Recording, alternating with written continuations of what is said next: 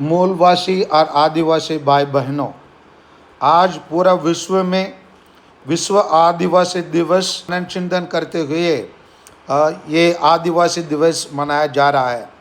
ये विषय इंग्लिश में कहा जाता है indigenous people and artificial intelligence defending rights and shaping the future.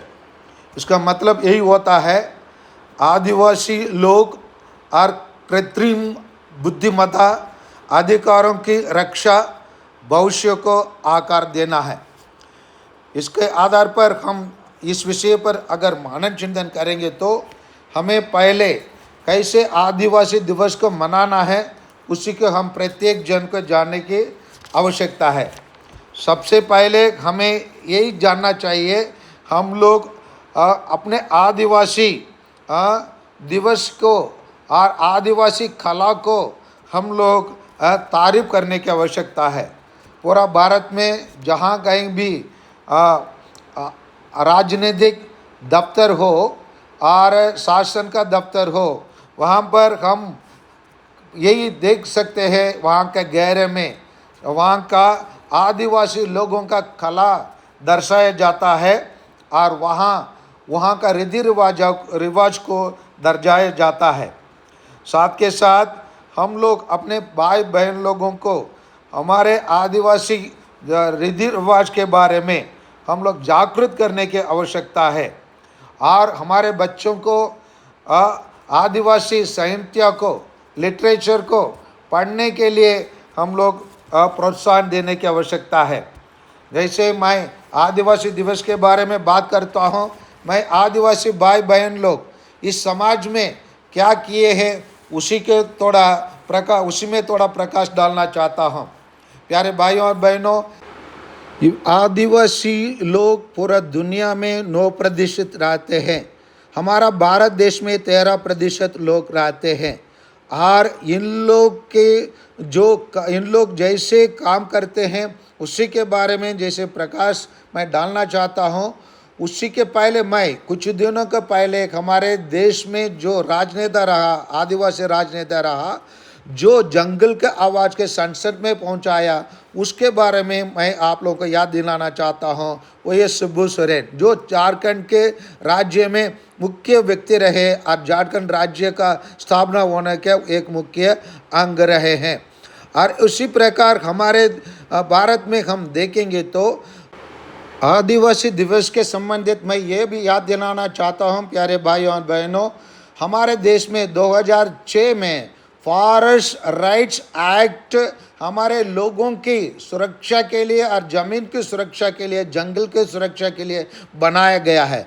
इसी कानून का पूरी जानकारी हमारे पास रहना अति आवश्यकता है, नहीं तो हम लोग अपने अधिकार को खो के बैठेंगे।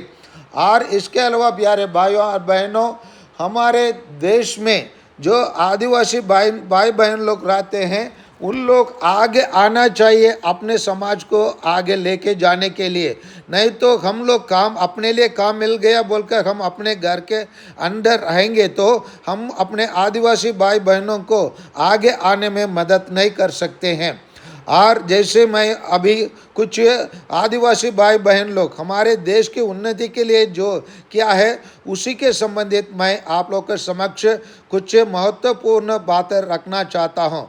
उसी के आप लोग कृपया ध्यानपूर्वक सुनिए, क्योंकि हमारे भाई बहन लोग आदिवासी भाई बहन लोग को नज़रअंदाज किया जाता है, समाज में उन लोगों की गिनती नहीं किया जाता है और अक्सर उन लोगों को सही स्थान नहीं दिया जाता है। और इसी कारणवश हम यही जानना चाहिए कि हमारे भाई बहन लोग इस भारत देश में हमारे देश को विकास के लिए क्या काम किए उसको बताना चाहता हूँ। और इनका विशेष अंशदान मैं शुरू करूँगा हमारे राष्ट्रीय खेल के द्वारा। हमारे देश में क्रिकेट प्रिय खेल तो है, प्रिय खेल है, लेकिन हमारा राष्ट्रीय खेल नहीं है, इसको जानते हैं। हमारा राष्ट्रीय खेल होता है हॉकी होता है। ये हॉकी के जो आज तक जीवित रखे हैं वो हमारे आदिवासी भाई बहन लोग हैं, इसलिए उनके लिए थोड़ी जोरदार ताली बजा दीजिए। आदिवासी भाई बहन लोग विशेषकर छोटे नागपुर के लोग हॉकी खेल के जीवित रखे हैं। और दूसरा है हमारे देश में और बहुत सारा इलाज होता है। इलाज जैसे हम लोग कहेंगे एलोपैथी होता है, आयुर्वेदिक होता है, होम्योपैथी होता है, उसमें जड़ी बूटी भी होता है। ये जड़ी बूटी कौन आविष्कार किया? हमारे आदिवासी भाई बहन लोग हैं। और इसे छोड़िए, जीव विज्ञान कहते हैं, बोटानिकल कहते हैं। हर पौधा को बोटानिकल नाम दिया जाता है, जीव विज्ञान का नाम दिया जाता है। बहुत सारे बच्चे लोग यहाँ बैठेंगे, बच्चों को आप बाहर बुलाएंगे, आप ये क्या पूछेंगे तो आप लोग बताएंगे, जंगली पौधा बताएंगे। उससे ज्यादा ज्ञान हमारे पास नहीं है। लेकिन जंगल में रहने वाला हर एक पौधा के लिए नाम देने वाले हमारे आदिवासी भाई बहन लोग हैं। और ये हमारे आदिवासी भाई बहन लोग का देन है, इसी को हम लोग जानना चाहिए। और इसके अलावा हमारे आदिवासी भाई बहन लोग हमारा नाच, अभी हम लोग बहुत सारे नाच देखे हैं। ये बहुत सारे नाच क्यों जीवित है? हमारे आदिवासी भाई बहन लोगों द्वारा है। और ये हमारे आदिवासी भाई बहन लोगों का देन है। और हमारे देश में हमारा विशेषकर हम लोग 2000 में 3 राज्य पैदा हुआ है। ये तीनों राज्य झारखंड, छत्तीसगढ़ और उत्तराखंड, ये तीनों आदिवासी भाई बहनों का राज्य है। इसी को हमको जानना है। आदिवासी भाई बहनों के लिए विशेषकर ये 3 राज्य है। ये 3 राज्य में एक व्यक्ति जो हमारे देश में जो हमारे आदिवासी भाई बहनों को जो आवाज उठाया है, जंगल जमीन, इसके लिए को जो आवाज दिया है, वो ये अभी कुछ दिन के पहले मरे वाला हमारे एक नेता है शिबू सोरेन। ये शिबू सोरेन ने जंगल का आवाज को संसद में पहुंचाया। इसी को हम लोग जानना चाहिए।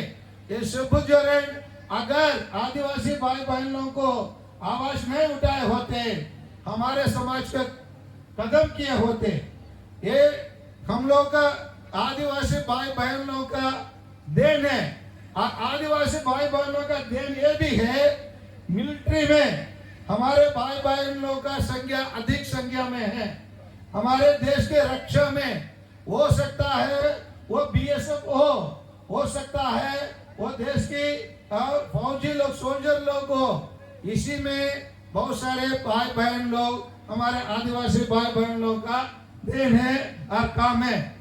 और प्यारे भाइयों और बहनों, इसी के अलावा मैं आप लोगों के समक्ष हमारे आदिवासी भाई बहन लोग किस प्रकार अपने जीवन में आगे बढ़ना है, उसको मैं आप लोगों के समक्ष रखना चाहता हूं। उसी को थोड़ा ध्यान से सुनिए। एक छोटा सा कहानी है। वो मैडम अच्छे से जो राजस्थान से आई थी, वो 2 कहानी बताई और एक कहानी उसमें मैं जोड़ना चाहता हूँ। एक जंगल में लोमड़ी और पगुला थे, 2 थे। और लोमड़ी ने पगुला का खाना चाहा। वो पगुला से बोला, मैं आपको रोज सुबह आपका नाश्ता के लिए कीड़ा कोश के जाने के लिए कोई जरूरत नहीं है। मैं आपको कीड़ा कोश के लेके आकर सुबह नाश्ता के लिए दे दूंगा, लेकिन आपसे केवल एक ही मांग रख रहा हूं, वही है आपका पंख एक आप देते जाएंगे और आपको मैं रोज नाश्ता देते जाऊंगा। और उसके लिए वो पगुला भी तैयार हुआ।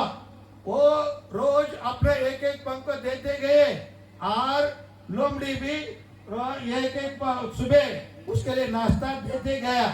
जैसे वो नाश्ता देते गया, क्या हुआ प्यारे भाइयों और बहनों, और एक दिन वो उसका पगुला का सभी पंखों चले गए और लोमड़ी खाने के लिए आया। लोमड़ी जैसे खाने के लिए आया, पगुला को लगा अभी मैं तो मेरे पास तो पंख में उड़ जाऊंगा सोचकर उड़ने के लिए कोशिश किया। उसमें पंख नहीं रहने के कारण लोमड़ी उठा लिया। आजकल का राजनीतिक यही है प्यारे भाइयों और बहनों। आदिवासी भाई लोग के पास साथ यही हो रहा है। अगर आप लोग समझने वालों को कहा जाता है इशारा भी काफी है। मैं जो बताना चाहता हूँ आदिवासी भाई बहन लोगों को और मूल निवासी भाई बहन लोगों को, ये कहानी आप लोग समझ लीजिए। हम अपने अधिकार को खो रहे हैं। कैसे खो रहे हैं उसको भी मैं बता रहा हूँ। हम लोग आधुनिकीकरण के कारण, मतलब मॉडर्नाइजेशन के कारण हम अपना अधिकार को खो रहे हैं और हम लोग शहर में आकर फंसने चाहते हैं। शहर में आकर फंसकर हम अपने जंगल को खो रहे हैं, जमीन को खो रहे हैं और जल को खो रहे हैं। और इसी तीन, जमीन, जंगल और जल, इसको बचाने के लिए मैं आर्य के जा बताना चाहता हूँ प्यारे भाइयों और बहनों। वही है, आप लोग जंग करने की जरूरत है। जब तक आप लोग जंग नहीं करेंगे आप लोग अपना अधिकार को बचा नहीं सकते हैं। इसीलिए आप प्यारे भाइयों और बहनों, सागर में ना फंसिए, जंगल में फंसिए, क्योंकि ये आदिवासी लोग मछली के समान है। मछली क्या पानी के से ऊपर जमीन पर जी सकता है? मेरे को बताइए कोई यहाँ बैठे हुए लोग, जमीन में मछली जी सकता है? नहीं। उसी प्रकार आदिवासी भाई बहन लोग जंगल, जमीन, जल छोड़ के हम लोग जी नहीं सकते हैं, क्योंकि हमारा अंदर जो डीएनए है वो जंगल से जुड़ा हुआ है, जमीन से जुड़ा हुआ है, जल से जुड़ा हुआ है।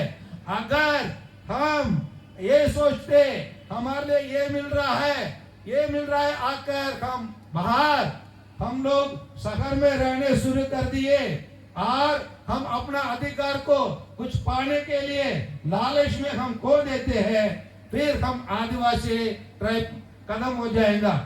मैं पिछले वर्ष ऑस्ट्रेलिया गया था। ऑस्ट्रेलिया में मैंने देखा समुद्र के किनारे किनारे बहुत सारे लोग रहते हैं और जंगल में आदिवासी भाई बहन लोग रहते हैं।